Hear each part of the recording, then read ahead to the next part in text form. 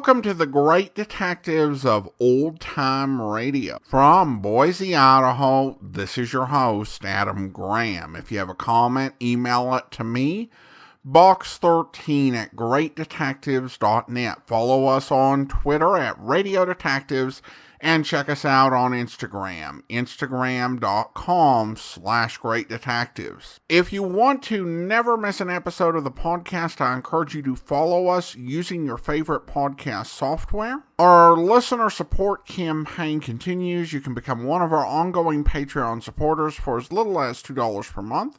Just go to patreon.greatdetectives.net. And a reminder to be sure and listen on Friday. We will have an important announcement. I do encourage folks to be sure and listen to that episode. Well, and you also kind of need to listen to it to find out what happens after the first two episodes of this one. Today we're going to bring you the first two episodes of the Alvin Summers matter. The original air dates, October 24th and 25th of 1955. Let's go ahead and take a listen.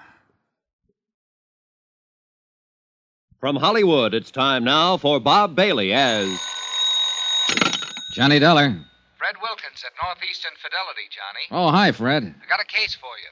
Remember the Alvin Summers embezzlement? Sure, he took off with $75,000 about 6 months ago. Right.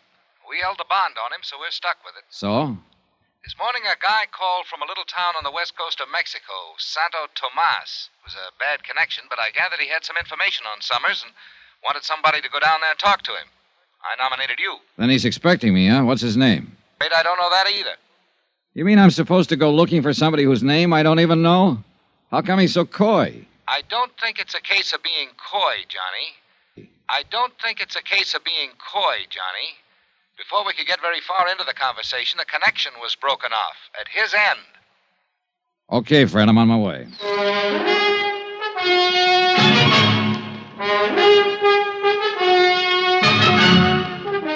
Tonight and every weekday night, Bob Bailey in the transcribed adventures of the man with the action-packed expense account, America's fabulous freelance insurance investigator. Yours truly, Johnny Dollar.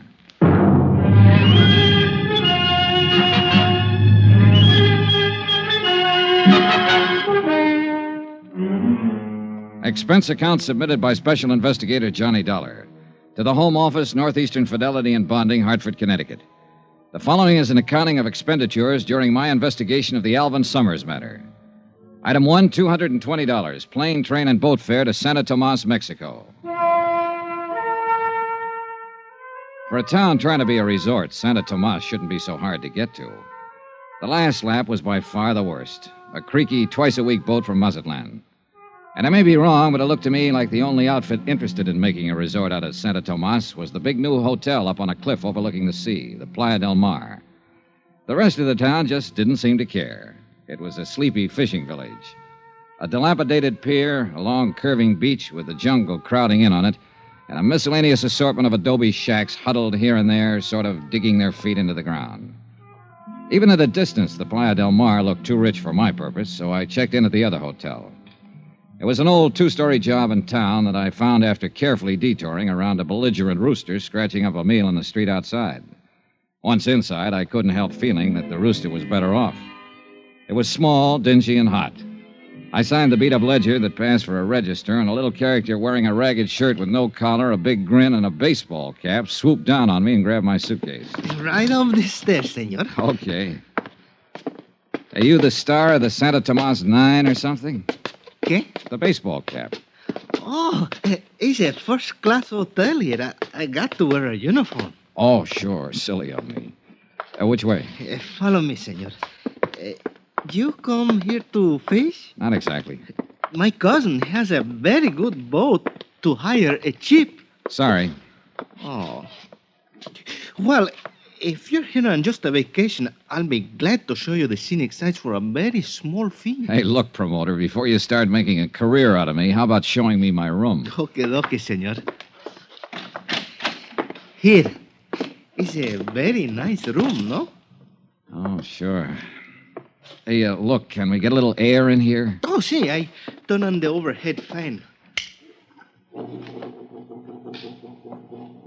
It's better, no? No. There's a balcony out here? Oh, see, with a beautiful view of the ocean, Senor Dollar. Beautiful. The only thing I can see is the wall of that building across the alley. But if you climb up on the railing and stand in the corner and look over the roof of the building, there in the distance you'll see the... Beautiful. Look, Benito, senor. Benito, I gather that in addition to a few other assorted enterprises, you're the bellboy in this establishment. I do everything. Oh, must really be a strain. Oh, see, I'm always straining. Been in Santa Tomas long? Si, senor. Too long. Have you heard my name mentioned around town lately? Anybody asking for me? No, senor. Holy rattle. Oh, the door to the balcony. Oh, it's nothing, senor. Only the fan. What? Well, when the fan is on, the door, it blows shut. You're jumpy, senor. Huh? See, you are jumpy. Yeah, well, I'm in a good business for it, Benito. Tell me, did you ever hear the name Summers? Summers? Senor, in Santo Tomas is always Summers. Okay. I mean a man named Summers. Alvin Summers. Here's his picture. Take a look. Ever seen him before? Senor, in this heat, it's a strain to use the memory. Yeah, well, you think this might make you forget the heat? Quien sabe, Senor Dollar, it might help. Here. Oh, $5 American. Gracias. Now, how about it? Si, senor. I have seen this man. Here in Santa Tomas? I think so. Where? How long ago? I don't remember, but I'll try to find out for you. Okay, Benito. That bill I gave you, I've got a few more just like it if you can locate the guy in this picture, Alvin Summers. Or if you can find anybody who's asking about me. Senor, for that kind of money, I'll not only find him, I'll bring him to you on a silver planter. Item 2 on expense account, $5 American to Benito the bellboy. Flying blind the way I was in this deal, I figured I needed all the help I could get. And who knows, Benito just might turn something. After he left, I stretched out on the rickety bed and tried to figure out a plan of operations. I had to make myself conspicuous if I wanted the man who'd called the home office to contact me. On the other hand, if Alvin Summers himself was in the vicinity, I'd have to be pretty inconspicuous to stand a chance of getting anywhere near him. Trying to do both at the same time might not be exactly easy.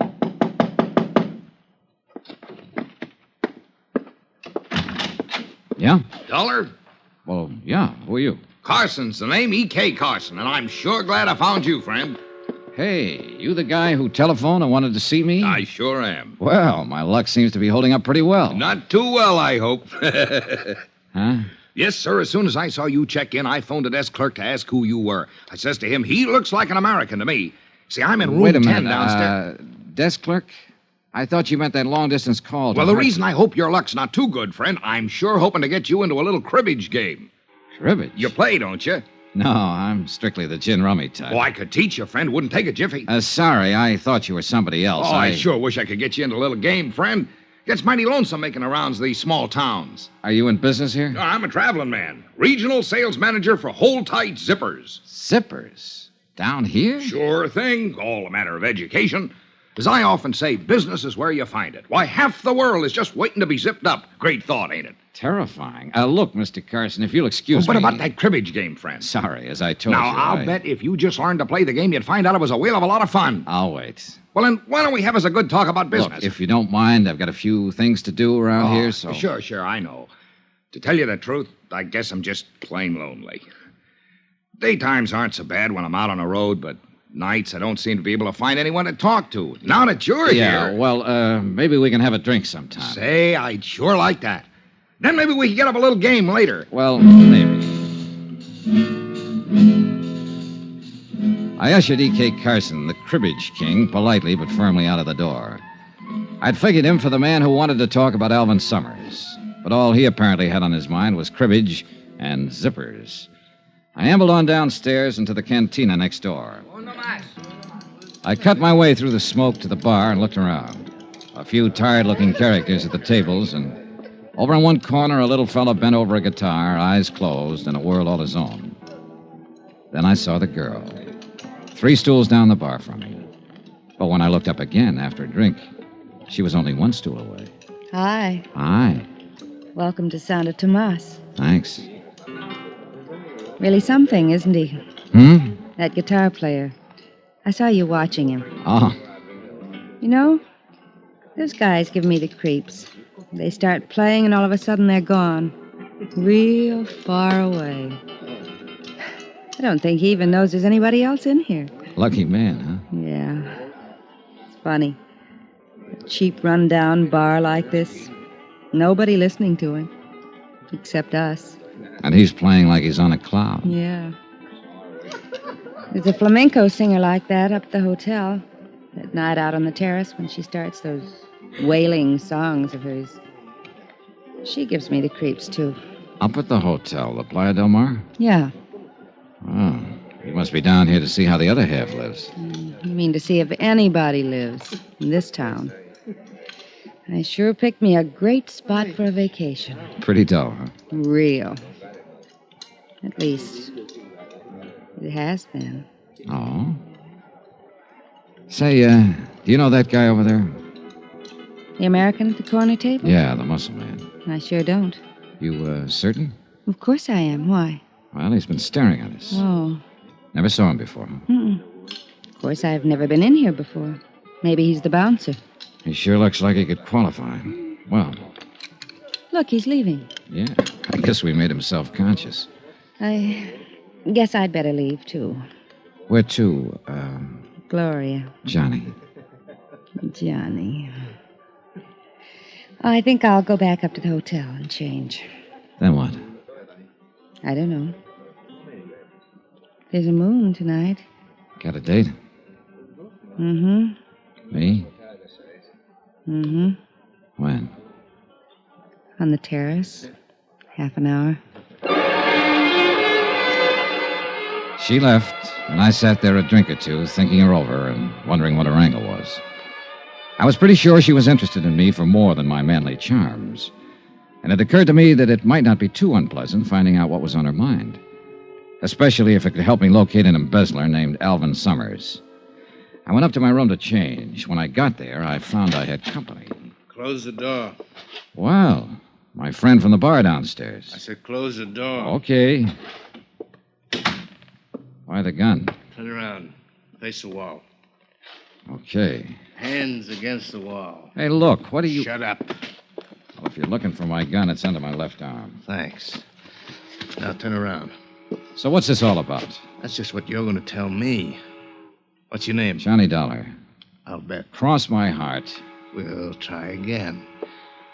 What's your name? I told you, Johnny Dollar. You can think of a better one than that. Wise up, Buster. It sounds so phony, it's got to be legitimate. And speaking of names, what's yours? I'm asking the questions. You're answering.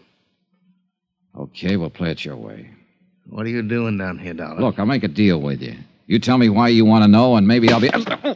Don't play games with me, Dollar. Next time you get more than the barrel of the gun.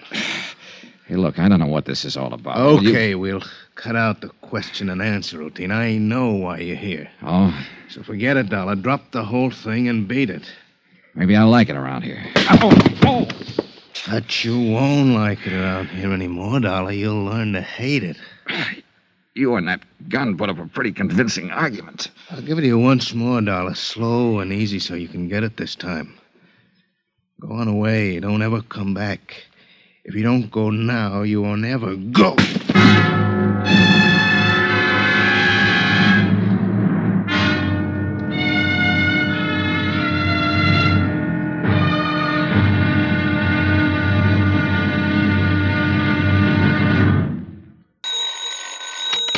Johnny Dollar. Where have you been, Johnny? I thought we had a date. Oh, Gloria. I'm sorry, baby. I've already had a date. What? Remember the big gorilla at the corner table downstairs in the cantina? The one who kept staring at us? Sure. What about him? Well, he was waiting for me in my room just now. He didn't like the way I parted my hair, I guess, so he changed it with a gun barrel. Johnny, are you all right? Aside from a lump or two, sure. Sounds to me like you need a little nursing, Johnny. I always do. It's beautiful out on the terrace tonight.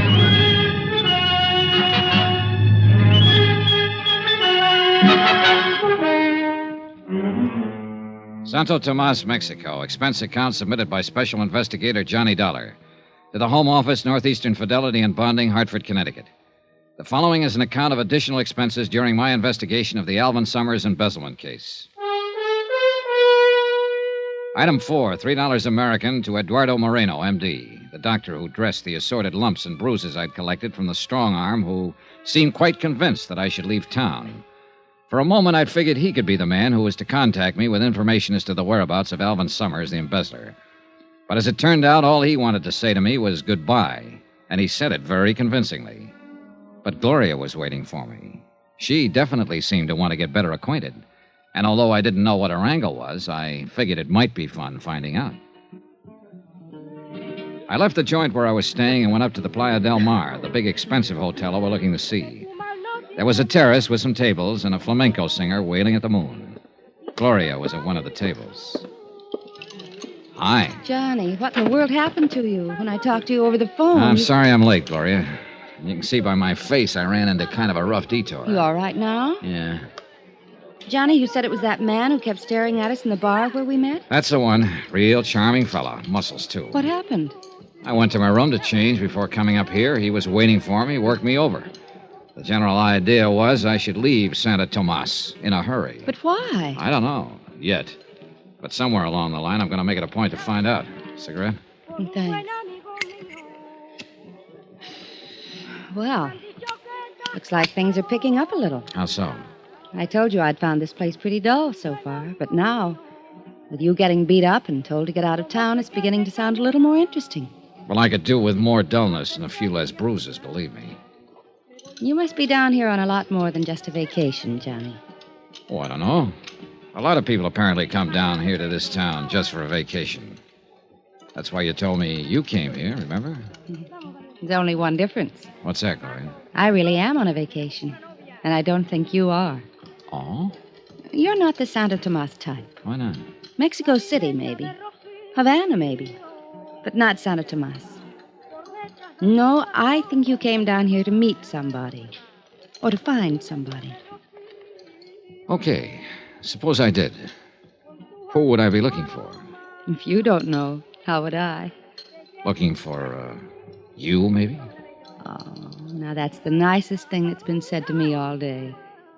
If you are, it's too bad I didn't know it sooner. Why? It would have made this town a little more bearable. Waiting. Or maybe you've been looking for me. Let's not be blunt here. I thought I was being so subtle. You have been looking for me? Well, I must admit I've been looking for someone who's alive in this town. Of course, what I should say is that I've always been looking for you, that I... Okay. I guess that leaves me right where I started from. Skip it. So, we're just two happy people on a vacation. Yeah. Okay, Johnny. Okay. Hey, that music. That the flamenco singer you were telling me about? Mm-hmm. Sounds pretty weird, doesn't she? But I like it. You know something? Sounds even weirder from down below on the beach. Oh? Like to see for yourself? Yeah, I think I'd like to. Well, give me a minute. What's the matter? Speaking of people staring at you. That guy again? Where is he? No, it's a little man this time. Over at the end of the terrace, see him? Oh, that's Benito. Who? The bellboy at my hotel. Excuse me a minute. Be right back. Sure. Senor Dollar. Hiya, Benito. The desk clerk told me you'd come up here. What's on your mind? You told me you'd pay me money if I could get some information for you. That's right. I want to know if anybody's been trying to contact me. You turn up anything? Not about that, senor, but the picture you showed The me. one of Alvin Summers? See, I told you I thought I'd seen him here in Santo Tomas. Now I'm sure of it. Good boy. Tonight I talked to a friend of mine. I described Senor Summers to him. He told me he used to work for him as a houseboy. Good. Did he tell you where Summers is now? No, he could not tell me that. Couldn't or wouldn't? I do not know, senor, but he told me where the house is that Summers lived in. Where is it? You could not find it, senor. It's in from the beach in the jungle a little way. I would have to take you there. All right, let's go. Well, not now. I'm supposed to be on duty back at the hotel. I must get down there at once before the hotel clerk finds out I'm gone. When do you get off duty? At midnight. I'll come to your room then and take you to Senor Somers' house. Okay, midnight. Good boy, Benino. A real good boy, senor? Oh, yeah. Here. Oh, gracias, senor. But you should not have come here. Now, look, I've already had one guy tell me to leave town tonight. Don't you start. No, I mean you should not have come here to the Playa del Mar. Oh, why not? Because after you pay your check here, senor, you'll not have any more money left to pay me with. Well, don't worry about it, Benino. I'll bully it through somehow. See you later. Si, senor. Well, hello, Dollar. Oh, no. Carson, E.K. Carson, remember? Sure, the zipper salesman. What brings you up here? Oh, same thing as you, friend. Out doing a little stepping. I thought you told me down at the hotel that you figured half the world was just waiting to be zipped up. How can you afford to take the time off? All work and no play, friend. Haven't you heard? Yeah, well, I have a date. See you later, Carson. I'm still waiting to get you into a cribbage game, friend. Good. That's just what you do. You mean play cribbage? No, I mean keep waiting. When I got back to the table, Gloria was gone. I looked around, no sign of her. This I didn't get, and I didn't like. Why would she pull a disappearing act on me now? Johnny. Then I spotted her, just off the terrace on the path that led to the cabanas on the beach. I went over. She was carrying a scarf and wearing a one-piece bathing suit. The scarf looked bigger. Hi. Wow. I thought as long as we were going down to the beach, we might as well go for a swim. Why not? Be right with you. Item 5 on expense account. $7 for one pair of swimming trunks. $5 for the trunks and $2 to get the hotel shopkeeper out of bed to sell them to me. After all, I figured I ought to stay close to Gloria. That's the way she seemed to want it, and I wanted to know why. She could have some information on the whereabouts of Alvin Summers I could use. Well, she might.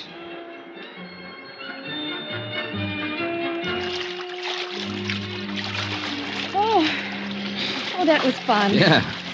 Come on, there's a place over against the rocks at the foot of the cliff. Okay. What do we do now? Build a fire and roast marshmallows? I'm sorry, I didn't bring any marshmallows. Oh, it's just as well. I'm strictly the hot dog and beer type anyway. Here we are. This is my place, Johnny. I come down here almost every night. Oh, it's nice. I told you there was a moon tonight. Yeah. And the flamenco singer. Music comes right down the rocks to us. Doesn't she ever get tired? Doesn't seem to. What's she singing about? Do you know? Uh-huh. It's about a man in jail in a little town. His sweetheart tosses a rose to him through the bars. It drives him crazy. Cheerful. There aren't any walls around you, Johnny. Oh? The only trouble is, I don't have a rose. Well, who needs a rose? Johnny. Darling. Gloria, look, You were saying? You know something? I forgot what it was. Good. Let's keep it that way, darling. Hold it. So who's thinking of moving? Shh. What is it? They're in the moonlight coming along the beach. 2 men. Yeah. Take a good look at the one in front. Johnny, Yeah. it's the... The one who worked me over in my hotel room tonight. And it looks like he brought along a stooge with a machete.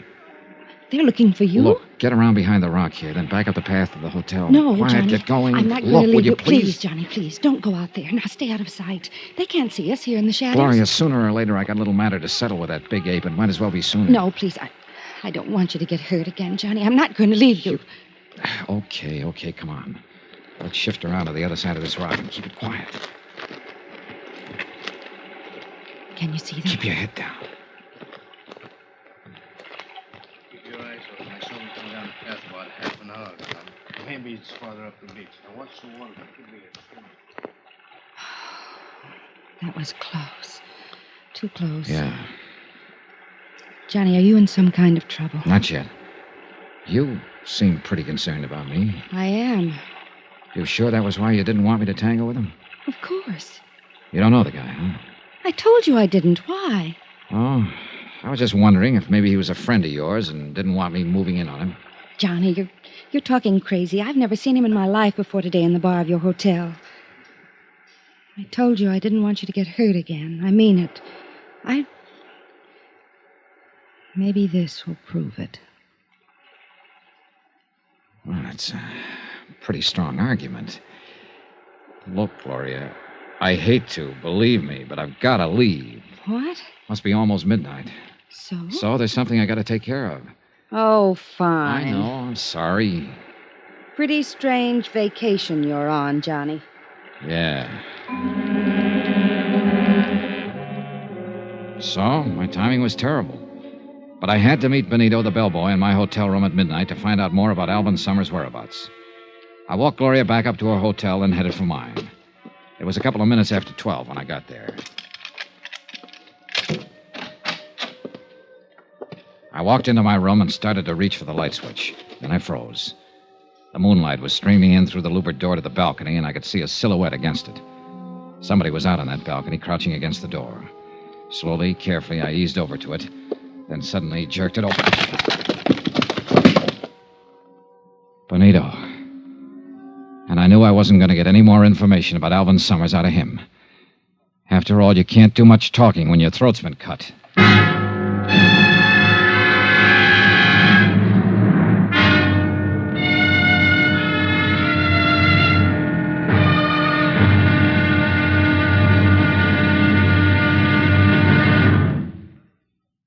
There'll be another exciting episode in our story of the Alvin Summers matter tomorrow. Tomorrow?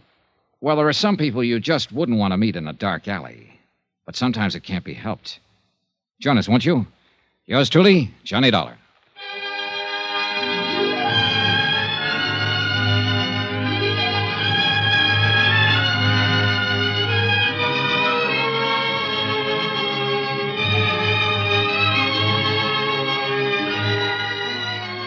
Yours truly, Johnny Dollar, starring Bob Bailey, is transcribed in Hollywood. Written by Robert Reif, it is produced and directed by Jack Johnstone.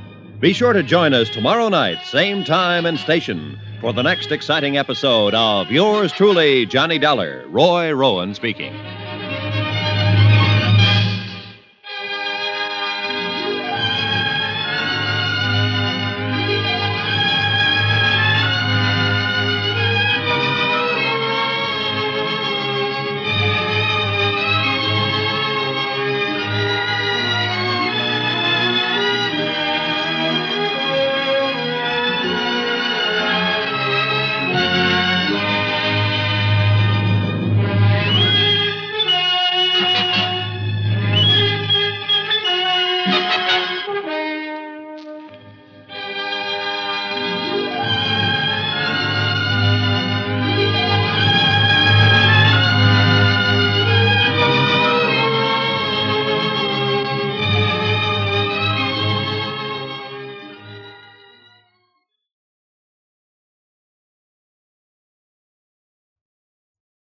Welcome back. Well, good stage setting. Now, this week's serial is written by Robert Reif, and that's a name that should be familiar since he also writes the Dangerous Assignment series. Now, I'm actually unaware if this was partially based on a Dangerous Assignment story.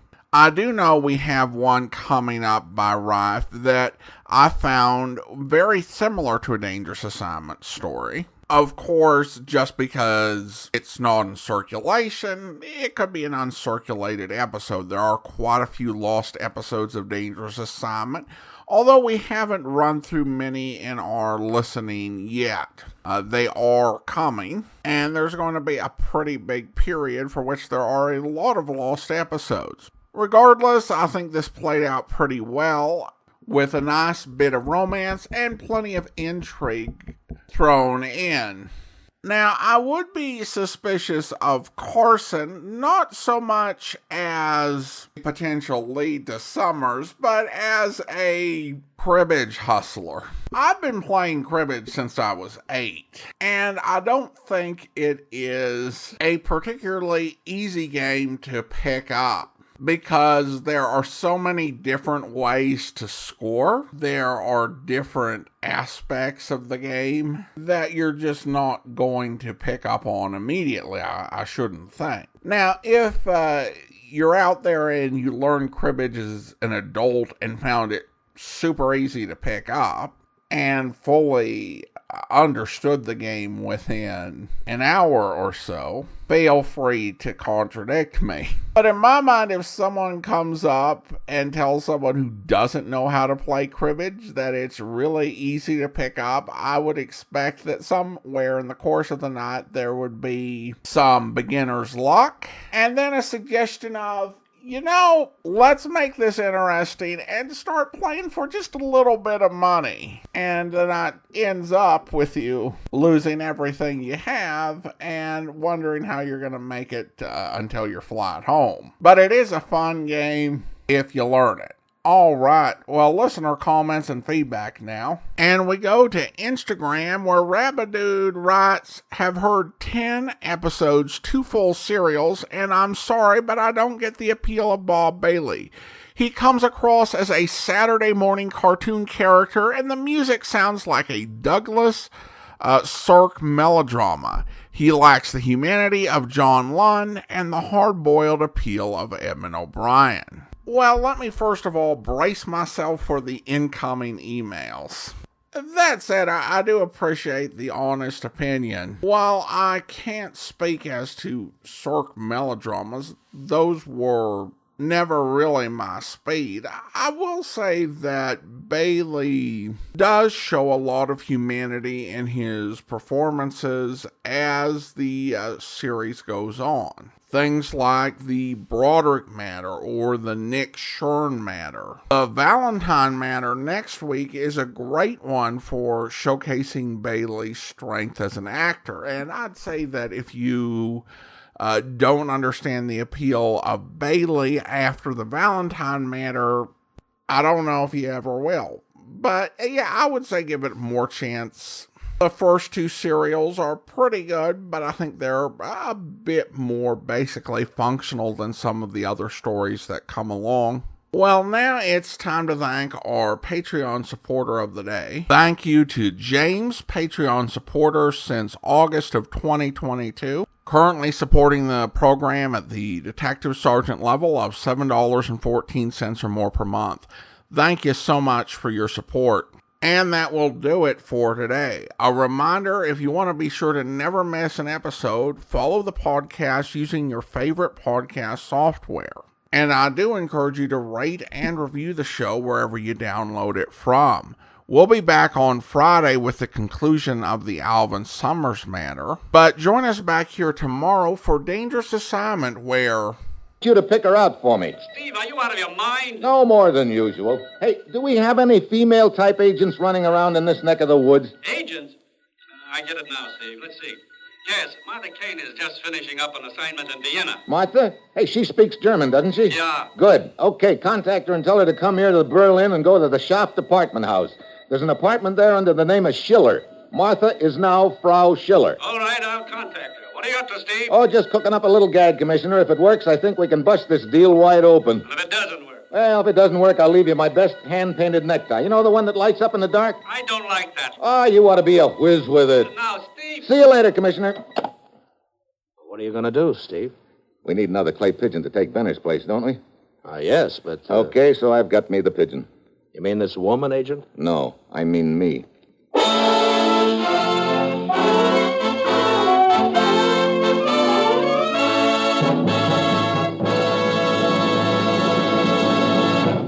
I hope you'll be with us then. In the meantime, do send your comments to box13@greatdetectives.net. Follow us on Twitter at Radio Detectives and check us out on Instagram. Instagram.com/greatdetectives. From Boise, Idaho, this is your host, Adam Graham, signing off.